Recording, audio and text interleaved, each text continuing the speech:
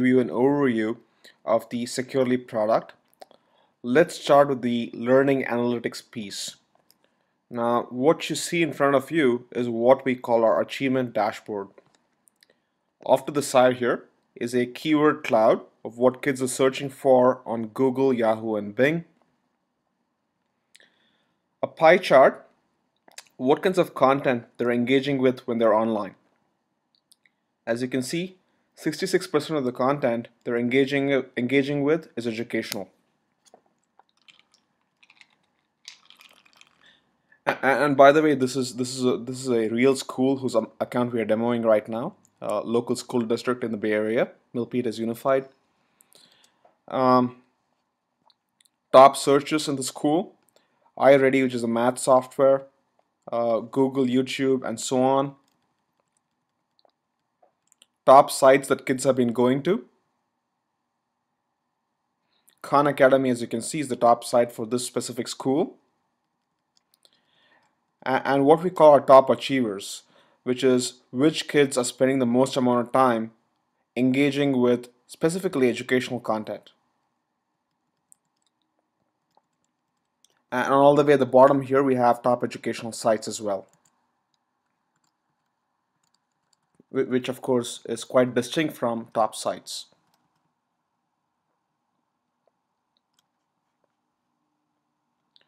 Now, as you can see, I'm going to be able to split down by policy. So what you see to begin with is essentially all traffic under all policies.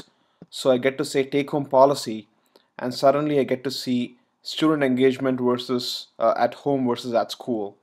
So that number went down from 66 or 67% down to 59% when I just look at the take home traffic. And in terms of time window, I can go from 1 day to a week to a month to 3 months, and we actually store data that goes back to the beginning of time pretty much. And we've been talking about increasing the time limit to 6 months or even 1 year, just to be able to get instructional folk to have a better understanding of how kids progress throughout the year. Now, if I click on this thumbs up sign, it becomes a thumbs down sign, and I get the flip side of what you saw in the previous screen. What content got blocked, top searches, which will show up in a minute. It's taking time to load. Top sites that got blocked. So addictinggames.com, and top offending users. So which kids has spent the most amount of time hitting block sites. Their Google Apps IDs show up here. Now moving on to the audit trail. To begin with, it gives me a complete and comprehensive list of what got blocked by the web filter. Now if I click on this thumbs down sign again, like I did with the achievement dashboard, I get the thumbs up sign, and I get the get information on what got accessed by these kids. The social tab, like we mentioned, is something we pioneered. Uh, we essentially get to look at Facebook and Twitter posts of kids who are making these posts from take-home devices. Finally, back from school, so somebody's just celebrating the weekend a couple of hours ago. Wiki, the Wikipedia tab, or the Wiki tab, I'm sorry, uh, gives you a list of what kids have been seeing on Wikipedia. And the searches tab gives you a complete overview of what kids have been searching on for Google, Yahoo, and Bing. What is the GPA required for Babson College? Somebody is looking up admissions, college admissions. And the videos tab gives you an overview, including thumbnails of what kids have been seeing on YouTube. So what I can do is I can actually go down to any single student, click on that student, and see what they've been up to. Well, not so impressive for this specific student, but let me go back up and find somebody who's been a little more productive on YouTube.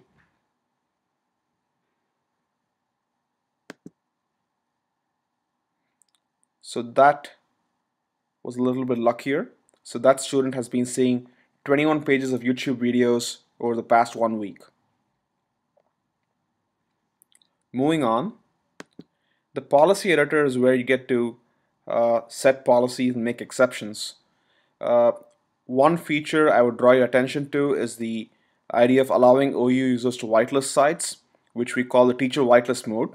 And like we talked about during our meeting together, this allows teachers to be able to have a greater degree of control over what goes on in the classroom. So if an online resource gets blocked, the typical workflow is for teachers to file a ticket to IT. Now all they have to do is click on the teacher whitelist button and have it available to the entire classroom. Save Google, Yahoo, and Bing, pretty self-explanatory. YouTube for EDU, which as you might know is a whitelist of educational content that YouTube offers for schools. The YouTube safety mode is something that a lot of our customers like because they perceive YouTube EDU as being overly restrictive. So the YouTube safety mode is sort of a nice middle ground between completely unfiltered and completely locked down YouTube. It filters out community flagged inappropriate content from YouTube search results. And 15 different categories we can allow or block on, or also email alert on. We also have here a take-home policy, which like you might recall is our way of allowing schools to open up internet access once the kids get home to sites like Facebook and Twitter that would normally be blocked in school.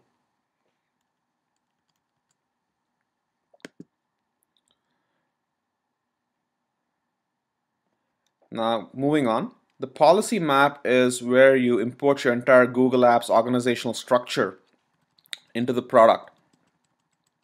And that's really a fancy way of saying your entire user base in the school is divided up into groups that sort of have meaningful names. And you get to assign different policies to those different groups of people or students. So for example, the student organization unit has under it the Burnett sub-OU, and presumably Burnett is the name of a school. And under Burnett, you have all of the students organized by year level, 2018, 2019, and so on and so forth. And what admins can do is basically assign different policies to each of these grade levels. Or even from a learning analytics perspective, just by segmenting by grade level, you also get to see how students of one grade level compare to another in terms of online engagement with EdTech. So that's pretty much it.